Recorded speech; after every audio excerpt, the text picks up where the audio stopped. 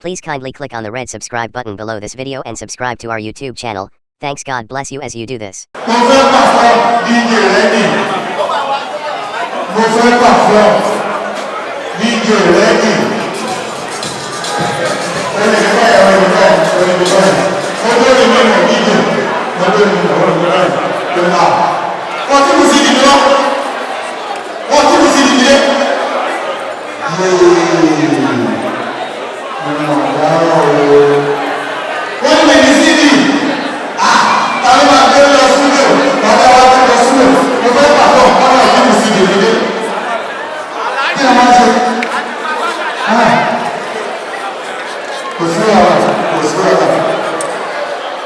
látòrí ìfẹsẹ̀ jókòó níwájú yẹn ẹ̀rọ bá máa bọ̀ wọ́n nìkan first call máa bọ̀ bẹ́ẹ̀ máa bọ̀ bẹ́ẹ̀.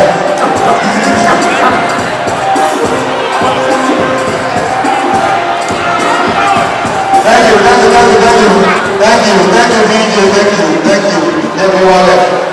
Wàá ṣí sìn. Máa bọ̀ bẹ́ẹ̀.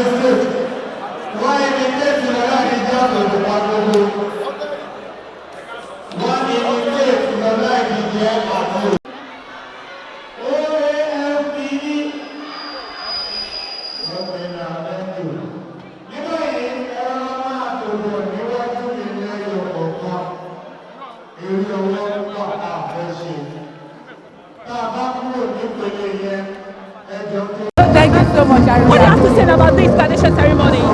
I want to say very big congratulations to the graduates. Okay. Very big congratulations because I trust they were on right platform. Okay. And it's always good to wanted to be successful in a particular profession and you go for training, either formal or informally, and they've chosen this path. I pray to God that everything they've learned, they'll be able to utilize it and make us proud. And I'm sure they'll definitely make Odunlade proud. Your own way, your next production or your next project, how will you encourage them?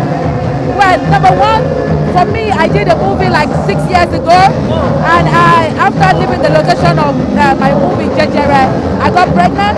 I had to travel abroad. I came back, I got pregnant again, I had to travel again. So I had 2 boys, and the film is about 5 years old now, and it's still very new. People are still yearning, but they want to see it because of the quality and nature of the production. And it will be coming out July now, and it's new, and people are yelling to see it. So I encourage them to imbibe that kind of culture. Anything you want to do in terms of production, do it good, do it well. It doesn't matter how long it takes for you to put it out to the public, but if it's fantastic, people definitely Do you have a kind of a training school like this? Yeah, I'm planning on it because I've been in the US for my citizenship and my family. Now I'm back. All those are in the pipeline. So it's one stage before another. Yeah, it's definitely coming up. I like to say you're a director now, right? Yes, I've been a director so long. Yeah. Wow. So, yeah, I've been to Interesting. I studied at New York Film Academy and I've been practicing. Oh, it's nice talking to you. Thank you so much. Lady Laide Bakare. Thank I would you. love to call you Alaja Laide Bakare. Thank you so much. And The looking one and very only wonderful. Alaja Laide. Thank you so much for watching our videos. And importantly, you need to subscribe because we drop videos almost every day. You have to subscribe. There's a circle here, everything. Go TV. Click on it. You see a subscribe button. Click on the subscribe button. That's so. And if you have a big show coming up, any event, you can call us.